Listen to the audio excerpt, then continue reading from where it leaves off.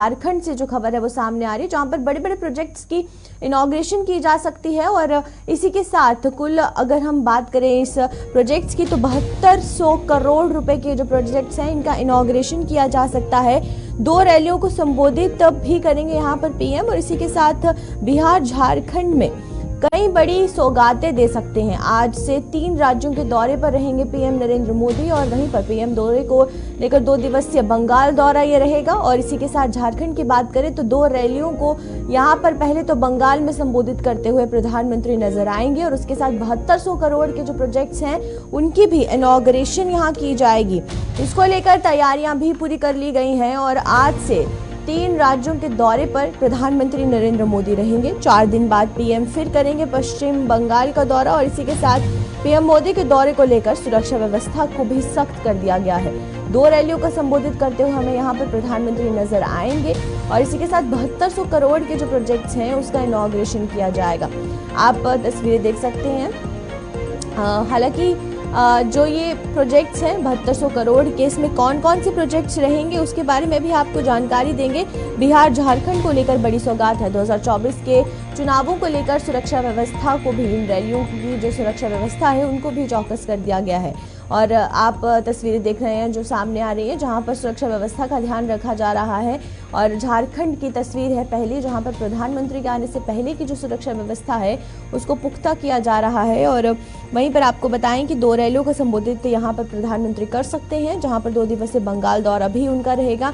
दूसरी तस्वीर जो है वो बिहार की है, जहां पर बिहार में बड़ी सौगातें यहाँ प्रधानमंत्री देते हुए नजर आएंगे। 1 मार्च के कार्यक्रम के बारे में आपको बताएं कि हुगली के आराम बाग में भव्य कार्यक्रम किया जा रहा है, जहां पर ये बताया जा रहा है कि 7200 करोड़ से अधिक के प्रोजेक्ट्स का इनॉग्रेशन आज किया जाएगा। 1 मार्च को ये कार्यक्रम है, और इसी के साथ ये परियोजनाएं जो रहेंगी वो रेल की रहेंगी, बंदरगाह की रहेंगी, तेल पाइपलाइन की रहेंगी, एलपीजी आपूर्ति से जुड़ी जो परियोजनाएं हैं उनका आज शिलान्यास किया जाएगा। इसी के साथ क्षेत्र में बुनियादी ढांचे को मजबूत करना भी और कनेक्टिविटी बढ़ाना, ये 2 बड़े लक्ष्य जो हैं वो इस प्रोजेक्ट के जरिए होंगे। यानी कि जो 7200 करोड़ का प्रोजेक्ट आज इनॉग्रेट हो रहे हैं उसमें पहला तो ये है कि इंफ्रास्ट्रक्चर को किस तरीके से और मजबूत बनाना है उस पर काम किया जाएगा, और दूसरा कनेक्टिविटी को लेकर जो काम है वो किया जाएगा। यानी कि 2 बड़े लक्ष्य इसमें रखे गए हैं। और वहीं 15,000 करोड़ रुपए की परियोजना का उद्घाटन होगा। ये 2 मार्च का जो कार्यक्रम है ये हम उसके बारे में आपको बता रहे हैं। यानी कि 1 मार्च में जो प्रोजेक्ट्स है वो 7200 करोड़ के होंगे, और 2 मार्च को जो प्रोजेक्ट रहेंगे वो 15,000 करोड़ रुपए के रहेंगे। इस बीच इस 15,000 करोड़ में बिजली, रेल और सड़क से जुड़ी जो परियोजनाएं हैं उसको लेकर काम होगा। यानी कि उद्देश्य जो रहेगा वो ऊर्जा क्षेत्र का रहेगा, किस तरीके से पावर इंफ्रास्ट्रक्चर को बेटर करना है उस पर भी काम किया जाएगा। वहीं परिवहन बुनियादी ढांचे को सुधार करना, ये इसका एक लक्ष्य रहेगा। और कनेक्टिविटी पर इस बार हमें देखने को मिल रहा है कि पश्चिम बंगाल में बहुत सी जो परियोजनाएं हैं वो कनेक्टिविटी से जुड़ी हुई हैं। 1 मार्च को भी एक ऐसी परियोजना को शुरू किया जा रहा है जहां पर कनेक्टिविटी का ध्यान रखा जा रहा है, सड़कों का ध्यान रखा जा रहा है। वहीं पर दूसरी अगर 2 मार्च की बात करते हैं तो उस दिन भी कनेक्टिविटी जो है एक बहुत बड़ा लक्ष्य है, जिसको लेकर सरकार काम करती हुई नजर आ रही है पश्चिम बंगाल में। और वहीं आपको बताएं कि अब परिवहन बुनियादी ढांचे में सुधार करना एक मात्र जो लक्ष्य है वो रहेगा। इस बीच पश्चिम बंगाल की नादिया जिले के कृष्ण नगर का ये जो दौरा करेंगे, जहां पर इन परियोजनाओं का बुनियादी ढांचा रखा जाएगा, शिलान्यास किया जाएगा।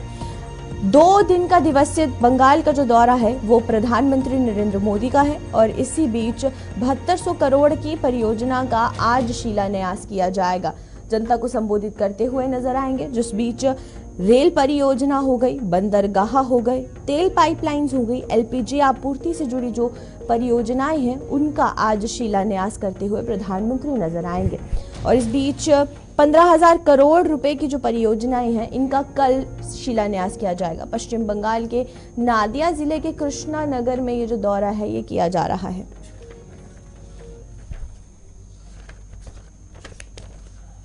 चलिए बात करते हैं 2024 के चुनावों को लेकर। 2024 के चुनावों को लेकर जो मंथन है वो और तेज हो गया है। आज केंद्रीय चुनाव समिति की बैठक, बीजेपी केंद्रीय चुनाव मीटिंग की जो बैठक है वो हुई, जिसमें कि बैठक में करीब 4 घंटे तक मंथन किया गया। 17 राज्यों की 155 लोकसभा सीटों पर चर्चा की गई और इसी के साथ पहली लिस्ट जो है वो ये अटकलें लगाई जा रही हैं कि 1-2 दिन में जारी हो जाएंगी। 17 राज्यों की 155 सीटें हैं जिन पर जो ये काम है वो किया जा रहा है। 124 के चुनावों को लेकर भाजपा में मंथन बहुत जोरों से चल रहा है। कौन से चेहरे इस बार भाजपा इस चुनावों में उतारती है ये भी देखना होगा। बैठक में करीब 4 घंटे तक की ये जो मंथन है ये किया गया। 17 राज्यों की 155 लोकसभा सीटों पर चर्चा हो रही है और ये भी बताया जा रहा है कि 1-2 दिनों में जो पहली लिस्ट है वो जारी हो सकती है। इस बीच बैठक में करीब 4 घंटे तक इस पर चर्चा की गई कि कौन कौन से बड़े चेहरे भाजपा के इस बार मैदान में उतरेंगे।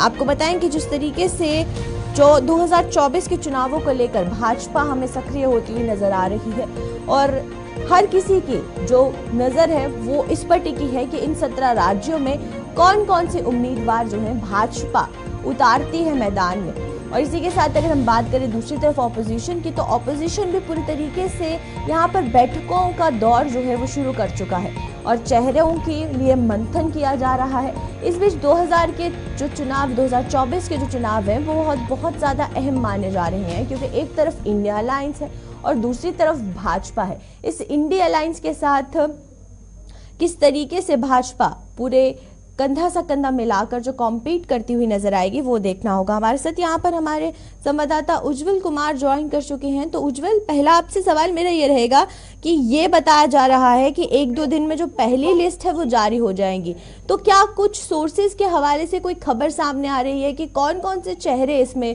उतर सकते हैं? जी बिल्कुल, देखिए अगर आप देखेंगे तो कल बीजेपी की 8वीं इसी की यानी केंद्रीय चुनाव समिति की जो बैठक है वो तकरीबन 11 बजे शुरू हुई। हालांकि ये जो बैठक थी वो 6 बजे की प्रस्तावित थी, लेकिन इस बैठक से ठीक पहले ही प्रधानमंत्री नरेंद्र मोदी के आवास पर खुद प्रधानमंत्री मौजूद थे और गृह मंत्री अमित शाह मौजूद थे वहां पर, और साथ ही जेपी नड्डा थे। तो इन तीनों ने जो है पहले प्रधानमंत्री आवास पर बैठक करी और ये बैठक तकरीबन 3 घंटे के आसपास चली। उसके बाद जेपी नड्डा और गृह मंत्री जो है वो बीजेपी मुख्यालय पहुंचे और रात तकरीबन 11 बजे प्रधानमंत्री वहां पर पहुंचे हैं और 11 बजे के आसपास फिर ये बैठक शुरू हुई और ये मैराथन बैठक जो है वो तकरीबन सुबह के 3-3:30 बजे तक के आसपास चली। और सूत्रों के हवाले से अब जो निकलकर खबर सामने आ रही है वो ये है कि आज या कल में बहुत मुमकिन है कि जो भाजपा है वो अपने उम्मीदवारों की पहली सूची जारी कर सकती है और इस सूची में तकरीबन बताया जा रहा है कि 110 से 150 के बीच में जो नाम है वो हो सकते हैं।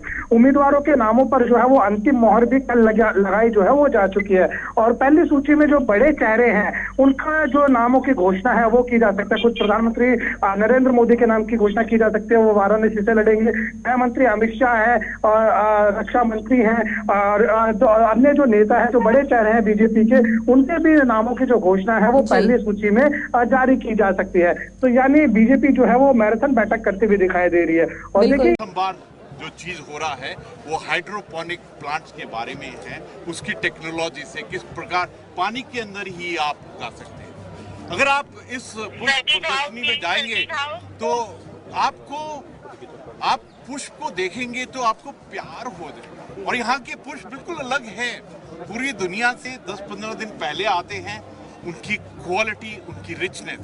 और मुझे ऐसा लगता है कि हमारे प्रदेश के कृषक, हमारे प्रदेश के जो व्यवसायिक हैं, हमारे प्रदेश के जो पैशनेट, जो पुष्पों से प्यार करते हैं, जो प्रकृति से प्यार करते हैं, उनका उत्साह देखकर एकदम अलग लग रहा है। और मुझे बहुत खुशी है कि शिव जी ने जैसे वरदान दिया है हमको एक त्रिशूल की तरह, ये उत्सव भी 3 दिन का है।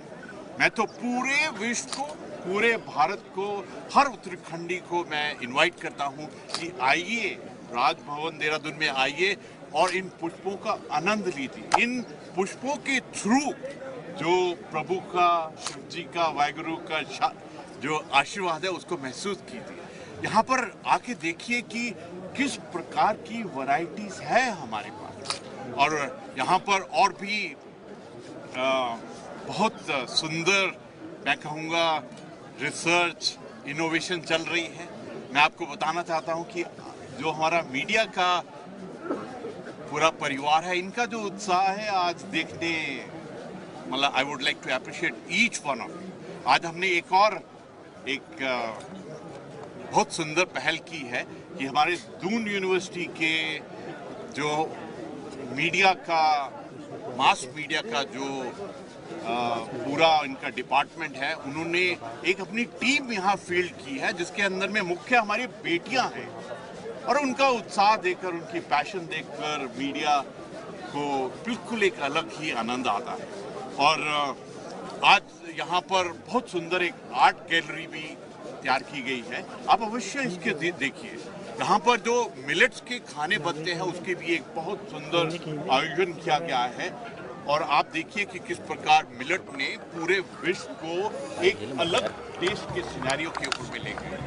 और मैं कहूँगा कि रजिस्ट्रेशन हुए हैं और 300 से भी ज़्यादा और बढ़ रहे हैं जो स्टॉल लगे हुए हैं।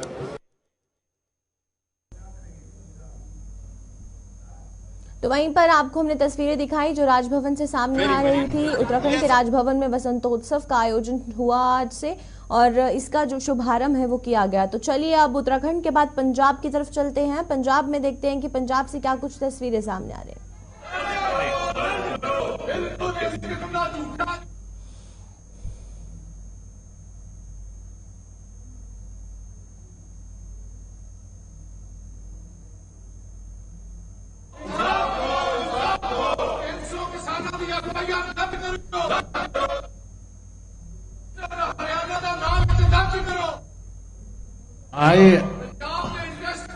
I understand your anxiety and anger and everything.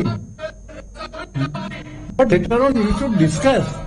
In your speeches you can use, explain. That will be more effective. That will be more effective, I tell you.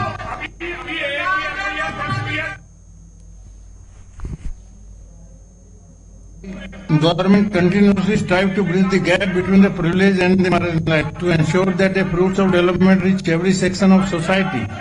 My government successfully launched the last mile delivery of ration to every household in Punjab under the scheme Ghar Ghar Muft Ration.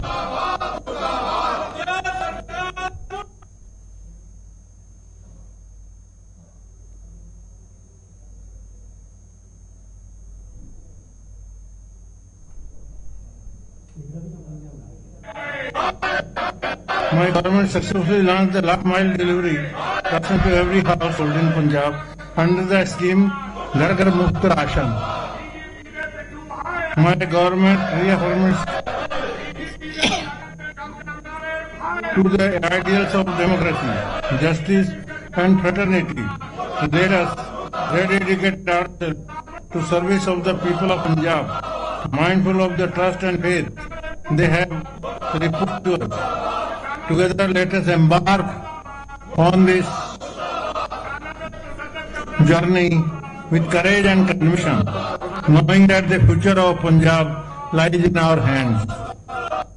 My government has launched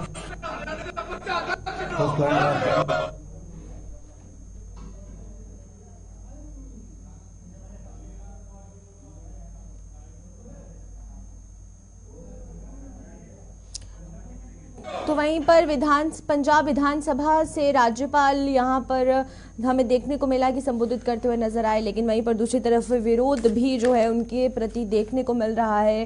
Punjab विधानसभा में देखने को ये भी मिला कि किस तरीके से जो नारे हैं वो भाजपा के खिलाफ लगाए जा रहे हैं।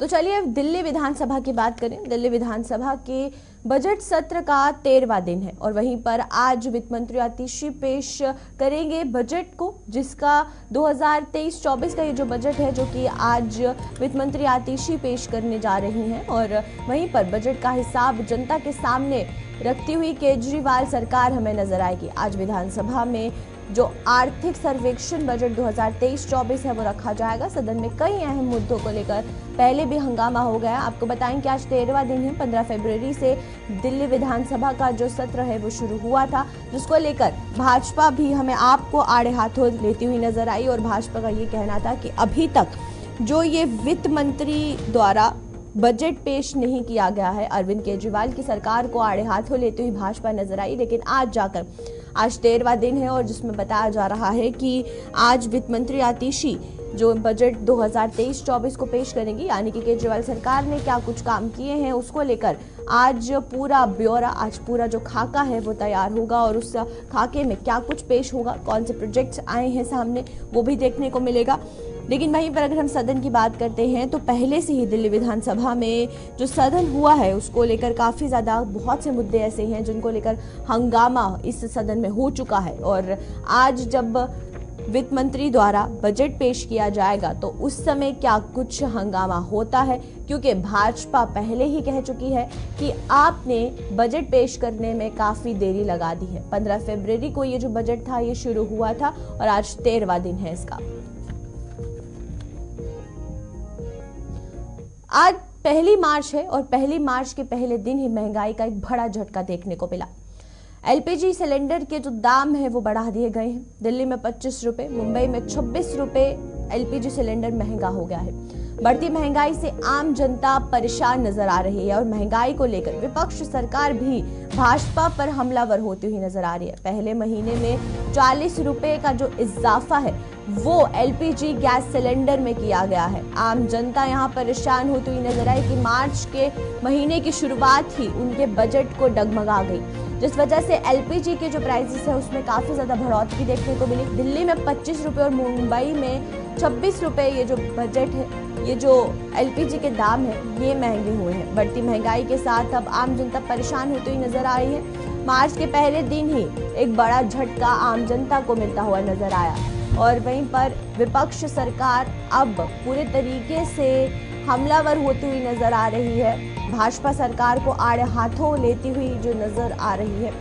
वहीं पर आपको बता दें कि जो एक महीने में 40 रुपए का जो इजाफा है वो हमें एलपीजी गैस सिलेंडर पर देखने को मिला। वहीं पर आपको अलग अलग राज्यों के अगर हम रेट्स बताएं तो दिल्ली में 1700 के करीबन जो सिलेंडर है वो मिलेगा। इस बीच कोलकाता की बात करें तो 1911 रुपए का जो सिलेंडर है वो दिया जाएगा। इसी के साथ अगर हम मुंबई की बात करते हैं तो मुंबई में 1749 के करीब जो सिलेंडर है वो दिया जा रहा है। चेन्नई की बात करें तो चेन्नई में 1960 रुपए का जो सिलेंडर है वो दिया जाएगा। यानी कि अलग अलग राज्यों से जो सिलेंडर की कीमतें हैं वो सामने आ रही हैं। दिल्ली से लेकर चेन्नई तक अगर हर एक जगहों की बात करें तो जिस तरीके से ये जो प्राइजेस हैं ये बढ़ना शुरू हुए हैं और 1 मार्च में ही, यानी कि हर महीने एलपीजी के जो प्राइजेस हैं वो रिवाइज किए जाते हैं। किसी महीने ये प्राइस नहीं बढ़ाए जाते हैं, लेकिन किसी महीने इतना बड़ा झटका आम जनता को मिलता है कि उनके जो बजट है वो हिल जाता है। और वैसा ही कुछ देखने को मिला कि एक